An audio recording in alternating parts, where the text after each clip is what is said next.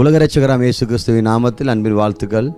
உங்களுக்காக நான் தொடர்ந்து செபிக்கிறேன். நீங்கள் எனக்காக செபிக்கும்படி அன்போடு கேட்டுக்கொள்கிறேன். நீங்கள் அனுப்புகிற ஒவ்வொரு விஷயத்திற்காக, ஜெப குறிப்புக்காக நான் செபிக்கிறேன். நானும் என்னோடு இருக்கிற உடன் ஊழியர்கள், ப்ரேயர் டீம் எல்லாரும் நாங்கள் செபிக்கிறோம் உங்களுக்காக. உங்கள் ஒவ்வொருவரையும் கர்த்தர் ஆசீர்வதிப்பாராக. இன்றைய நாள் நல்லாளாக இருக்கட்டும். இன்றைக்கி போகிற ஒவ்வொரு காரியத்தையும் கர்த்தர் ஆசீர்வதிப்பார். நீங்கள் போகிற பிரயாணங்களை தெய்வம் பலப்படுத்துவார்.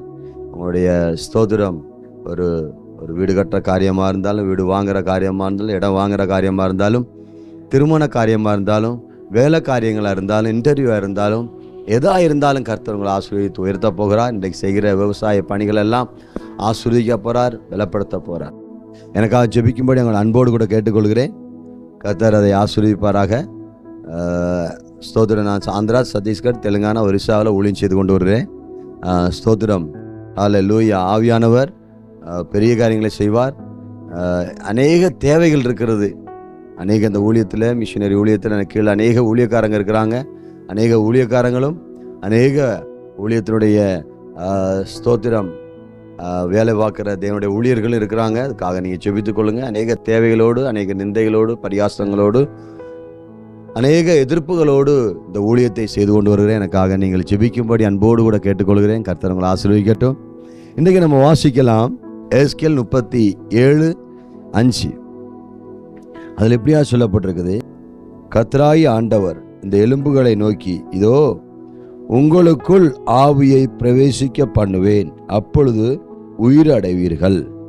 ஆம், பிரியமான தேவனுடைய பிள்ளைகளே, கர்த்தர் இந்நாட்களில் ஆவியை பிரவேசிக்க பண்ணி உயிரடைய செய்கிறார். ஆம், இன்றைக்கு நாம் ஆவிக்குரிய பிரகாரமாய் உயிரில்லாதபடி, உயிரற்றவர்களாய், பலகீனத்தோடு, பலவிதமான ஸ்தோத்திரம் போராட்டத்தோடு கூட இந்த ஸ்தோத்திரம் வாழ்க்கையில் வாழ்ந்து கொண்டிருக்கும் போது கர்த்தர் உங்களை பார்த்து சொல்லுகிறார், நீங்கள் உயிரடைய போகிறீர்கள். நாம் இந்நாட்களில் உயிரற்றவர்களாய் காணப்படுகிறோம். ஒரு தேவனுக்கு உண்மையானது நின்று இல்லை, நிஜம் என்னது இல்லை, ஒரு ஸ்தோத்திர தேவனுக்காக நிற்பது இல்லை. ஏதோ கிறிஸ்டியானியாக வாழ்ந்து போகிறோம், சபைக்கு வந்து போகிறோம். ஏதோ ஸ்தோத்திர உபவாசம் இல்லை, அப்போள்ள ஜெபம் இல்லை, அப்போள்ள விசுவாசம் இல்லை, அப்போள்ள நம்பிக்கை இல்லை. இப்பொழுது என்ன பண்ணுறோம்? தேவனுக்காக நிற்கிறோம் என்று சொல்லுகிறோம். அல்ல, இந்த ஆவி உங்களுக்குள் பிரவேசிக்கும் போதுதான். இன்னைக்கு அநேக பேர் பரிசுத்த ஆவியை பெற்றுக்கொள்ள முடியாமல் இருக்கிறீங்க. பரிசுத்தாவின் வல்லமை இல்லாமல் இருக்கிறீங்க. பரிசுத்த அபிஷேகம் இல்லாமல் இருக்கிறீங்க.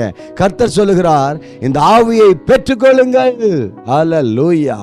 அவர் ஸ்தோத்திரம். ஹல்லேலூயா. யோவான் 21 18-19 வாசிக்கும் போது தன்னுடைய ஆவியை அவர்களுக்குள் ஊதினார். ஹல்லேலூயா. லூக்கா சுவிசேஷம் 24 49-50 வாசிக்கும் போது, இந்த ஆவியை பெற்றுக்கொள்ளும் வரையிலும் எருசலேமில் காத்திருங்கள். அதே போல ஸ்தோத்திரம். ஹல்லேலூயா. அப்போஸ்தலர் நடவடிக்கைகள் 1:8 வாசிக்கும் போது அவர் என்ன பண்ணுகிறார்? இந்த ஆவியின் வல்லமையை பெற்றுக்கொள்ளுங்கள், அப்பொழுதுதான் நீங்கள் சாட்சிகளாக இருப்பீர்கள் என்று சொல்லி வாசிக்கிறோம். ஆம், பிரியமான தேவனுடைய பிள்ளைகளே, பிரிந்திருக்கிற நீங்கள், ஹல்லேலூயா, காய்ந்திருக்கிற நீங்கள், காய்ந்து போயிருக்கிற உங்களை அவர் ஒட்ட நினைக்க விரும்புகிறார். அவர் உங்களை ஜாயின் பண்ண விரும்புகிறார். பைபிள் சொல்லுகிறது, எஸ்கேல் 37 அதில் 12 இவ்வண்ணமாய் வாசிக்கிறோம். Thank you Jesus. நீ அவர்களை நோக்கி, கர்த்தராகிய ஆண்டவர் உரைக்கிறது என்னவென்றால், இதோ எப்ராயிமுக்கும் ஸ்தோத்திரம் அதை சேர்ந்த இஸ்ரவேல் கோத்திரங்களுக்கும் அடுத்த யோசேப்பின் கோலை எடுத்து அதை யூதாவின் வேரோடு சேர்த்து அவைகளை ஒரே கோலாக்குவேன். அவைகள் என் கையில் என்றைக்கும் இருக்கும், ஒன்றாயிருக்கும் என்கிறார். அருமையான தேவனுடைய பிள்ளைகளே, பிரிந்திருக்கிற உங்களோட குடும்பங்கள் ஒன்று சேர்க்கக்கூடிய நேரத்திலே ஆண்டவர் வந்திருக்கிறார். ஹல்லேலூயா. பிரிந்து போய், காய்ந்து போய், யாருக்கும் பயனில்லாமல் இருக்கிற உங்களை என் கையில் ஒன்றாக்குவேன். உங்களை ஒன்றாக்க போகிறார். அவர் உங்களை விடுவிக்க போகிறார். அவர் உங்களை மாற்ற போகிறார். அவர் உங்கள் குடும்பத்தை சேர்க்க போகிறார். குடும்பத்தில் பெரிய காரியங்களை செய்ய உங்களை அழைக்கிறார். God calls you in the name of the Lord. Hallelujah. தேவன் உங்களை அழைக்கிறார், அழைக்கிறார், அழைக்கிறார். ஆமென். அதிலே ஸ்தோத்திரம். யூதாவின் கோலோடு சேர்த்து யூதாவின் கோலோடு சேர்த்து உங்களை செய்ய போகிறார். வாசிக்கலாம். இதுல எப்படியாவது சொல்லப்பட்டிருக்குது, என் கையில் ஒன்றாகும். ஆவிக்குரிய இணைப்பு, ஆவிக்குரிய ஒரு புதையல், ஆவிக்குரிய ஒரு பொக்கிஷத்தை தேவன் தரப்போகிறார். 2-3 காரியத்தை பார்க்கலாம். 37ஆம் அதிகாரம் அதனுடைய 5ஆம் வசனத்தை வாசிக்கும் போது, என் ஆவியை பிரவேசிக்க பண்ணுவேன். எப்படி? என் ஆவியை உங்கள் மேல தன்னுடைய ஆவியை பிரவேசிக்க பண்ணுவேன்.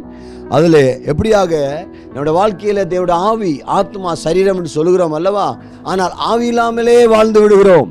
இல்ல, ஆவியினாலே ஜலத்தினாலும் பிரவாகம் விட்டால் தேவனுடைய ராஜ்யத்தில் பிரவேசிக்க முடியாதுன்னு சொன்னது போல, அருமையான தேவனுடைய பிள்ளைகளே, நீங்கள் ஆவியினால் ஸ்தோத்திரம், ஆவியை உங்களுள் பிரவேசிக்க பண்ணுங்க.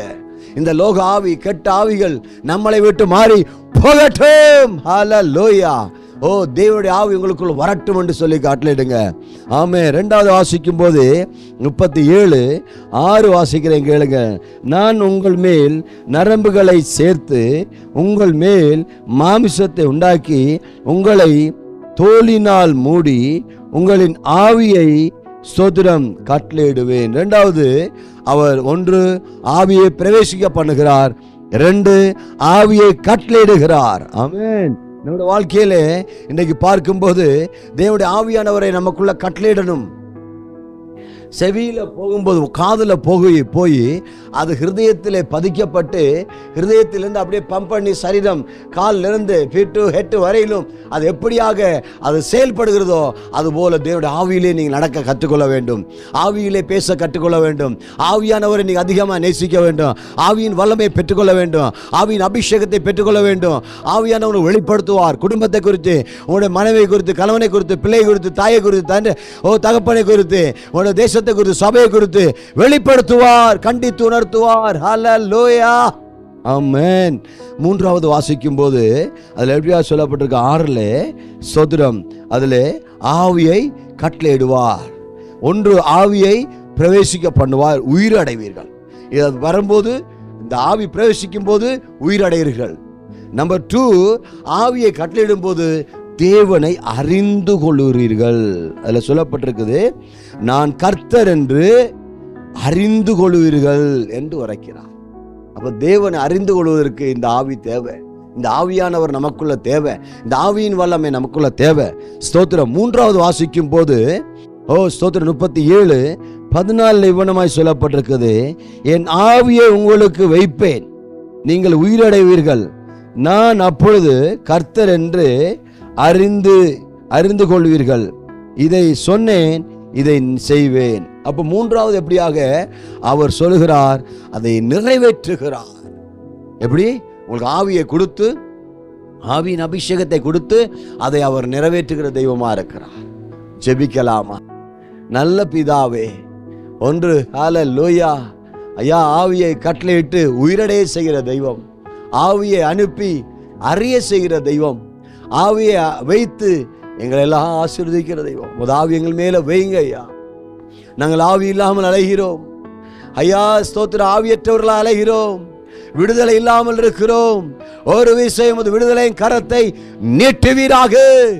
ஆவி, ஆத்மா, சரீரத்தை கழுவேன், சுத்திகரிப்பேன், நான் உங்களுக்கு வாசம் பண்ணுவேன், ஆவியில் உங்களுக்கு குடியிருப்பேன், நீங்களே என்னுடைய ஆலயம் என்று சொன்னீரே, அதே போல தேவனுடைய ஆலயம் ஒவ்வொரு பேரின் மேலும் இப்பொழுது அவர் ஆலயம் என்று அந்த ஆவியானவரை பெற்றுக்கொள்ளட்டும், உயிரடை செய்யட்டும், அறிந்து கொள்ளட்டும், மேலுக்கு மேல் அறியட்டும்.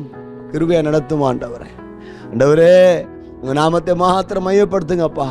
நாங்கள் பலகீனம் உள்ள பாத்திரம், நாங்கள் பலனற்ற பாத்திரம். எங்களுக்குள்ள நீர் இருக்கிறீரே, உங்க ஆவி எங்களுக்குள்ள வைத்திருக்கிறீரே, உங்க கோடான கோடி ஸ்தோத்திரமாப்பா. நீங்க நடத்துங்க ராஜா. கண்ணீரை தொடங்க. எவ்வளவு பேர் இதை கேட்டு ஆவி இல்லாமல் இருக்கிறாங்களோ அவர்களுக்கெல்லாம் ஆவியின் அபிஷேகமால இறங்கட்டும் ஆண்டவரே. ஆவியானவர் நாமத்தில் ஆவியானவரால் கட்டுகள் உடைக்கப்படட்டும். அபிஷேகம் நுகத்தடிகளை உடைக்கும் என்று சொன்னது போல உடையட்டும் ஆண்டவரே. நீர் அப்படி செய்வதற்காக நன்றி. நடத்த போறதுக்காக நன்றி. இயேசு கிறிஸ்துவின் வல்லமையுள்ள நாமத்தில் இந்த ஜெபத்தை கேட்கணும். ஆமாண்டவரே, நோய்வாய்ப்பட்டிருக்கிறவர்களுக்காக ஆண்டவரே ஒவ்வொருவருக்காக நான் ஜெபிக்கிறேன். பலகீனம் உள்ளவர்களுக்காக, படுத்த படுக்கையா இருக்கிறவர்களுக்காக, ஆஸ்பத்திரி வீடுமா இருக்கிறவர்களுக்காக, ஆஸ்பத்திரியில் இருக்கிறவர்களுக்காக, ஆபரேஷன் நியமிக்கப்பட்டவர்களுக்காக, விடுதலை இல்லாமல் போராடி கொண்டிருக்கிறவர்களுக்காக, ஆண்டவரே மந்திர பிலிசூனிய கட்டுகளோடு இருக்கிறவர்களுக்காக நான் ஜெபிக்கிறேன். சுகம் உண்டாவதாக. நீர் அப்படி செய்ய போறதுக்காக ஸ்தோத்திரம். உன் நாமத்தை மாத்திரம் மையப்படுத்தும். இயேசுவின் நாமத்தில் இந்த ஜெபத்தை கேளும் ஜீவனுள்ள நல்ல பிதாவே, ஆமென், ஆமென். இந்த செய்தி ஆசீர்வாதமா இருக்குமானால் அநேகருக்கு அனுப்புங்கள். இந்த ஊழியத்தை உங்களுடைய ஜெபத்தாலும் உங்களுடைய பணத்தாலும் இந்த அதிக தேவைகளோடு இருக்கிற இந்த ஊழியத்தை தாங்கும்படி அன்போடு கூட கேட்டுக்கொள்கிறேன். கர்த்தர் உங்களை ஆசீர்வதிப்பாராக. ஆமென்.